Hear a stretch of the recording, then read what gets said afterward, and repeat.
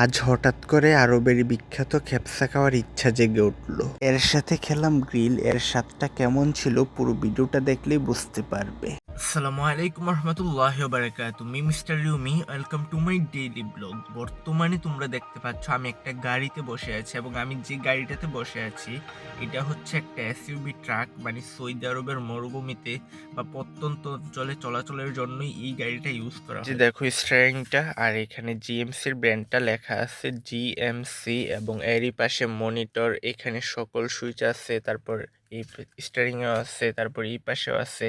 So পুরো ড্যাশবোর্ডটা মিলিয়ে গাড়িটা দেখতে অনেক সুন্দর দেখা যায়। আর এটা হচ্ছে 2 সিটের গাড়ি, মানে ড্রাইভারের সাথে আর একজন বসতে পারবে, আর পিছনে হচ্ছে ফাঁকা জায়গা।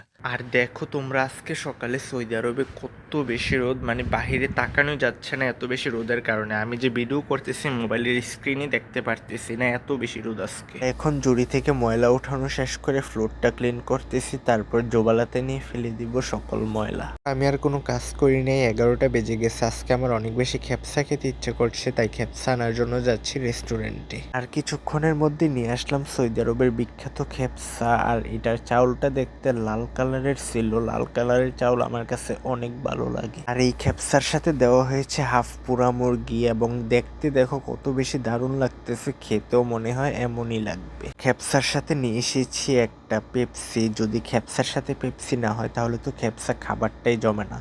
আরবের বিখ্যাত খাবার পেপসি খাবো না, এটা কি কখনো হয়? আর এখন আমি এটা টেস্ট করে দেখি আরবের এই বিখ্যাত খেপসা খেতে আসলেও কেমন লাগে। আর খেপসাটা খেয়ে যা বুঝতে পারলাম, মন থেকে বলতেছি খেপসাটা খেতে সত্যি দারুণ ছিল। আমার কাছে অনেক ভালো লাগছে, অনেক বেশি। খেপসা খাওয়া শেষ করে ফেলছি অনেক আগেই। এখন আমি রুমে চলে যাচ্ছি, আমার অনেক বেশি ঘুম পাচ্ছে।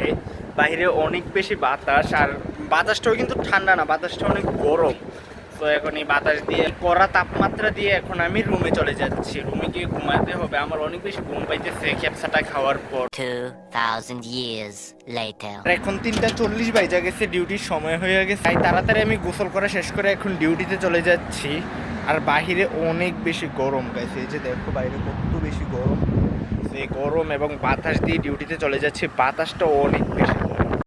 আর এখন ডিউটি শেষ করে, মানে সকল কাজ শেষ করে রুমে চলে যাচ্ছি রায়হান ভাইয়ের কারণে। রায়হান ভাই বলতেছে চলে এসো, তা আমারও ভালো লাগতেছে না, যার কারণে এখন রুমে চলে যাচ্ছি। রুমে আসার পর এনাক মার্কেটে গেছিলাম বিকেলের নাস্তা আনার জন্য। বিকেলের নাস্তায় আনছি পেঁয়াজু এবং সাথে সিঙ্গারা, সাথে গ্রিল নিয়ে আসছি রাতের খাবার খাওয়ার জন্য। এখন গ্রিল খেতে বসে পড়ছি। এখন রাত প্রায় 8টা বাজে। সাথে দেওয়া হয়েছে টমেটোর সস এবং সাথে ডিমের তৈরি একটা সস। আর এর সাথে দেওয়া হয়েছে নান রুটি, যেটা দিয়ে আজকের রাতের গ্রিলটা কমপ্লিট করুন। আর এখন নান রুটি এবং এর সাথে গ্রিলটা খেয়ে দেখবো খেতে আসলে কতটা মজা লাগে। আর খেয়ে যা বুঝতে পারলাম, গ্রিলের ঝোলটা যত বেশি আশা করছিলাম এত বেশি জাল ছিল না। আর গ্রিলের ঝোল যদি জাল না হয় তাহলে কিন্তু খেতে এত বেশি মজা লাগে না। তারপরও আলহামদুলিল্লাহ। গাইস এখন আমি খাচ্ছি ফল ফ্রুট। একটু আগে আমি খাইছি গ্রিল, এর আগে আমি খাইছি পেঁয়াজু এবং তার সাথে সিঙ্গারা। মানে আজকে অনেক বেশি খাবার খাচ্ছি, কারণ ডিউটি থেকে অনেক তাড়াতাড়ি চলে আসছে। এখন এগুলো খাবার শেষ করবো, তারপর আর কোনো কিছু খাবো না। আবার রায়হান ভাই বলতেছে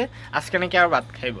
আমি তো মানে অনেক জোর জবরদস্তি করে মানা করছি যে আজকে ভাত খামোই না। তো এখন এই ফল ফ্রুট খামো, তারপরেই শেষ করবো।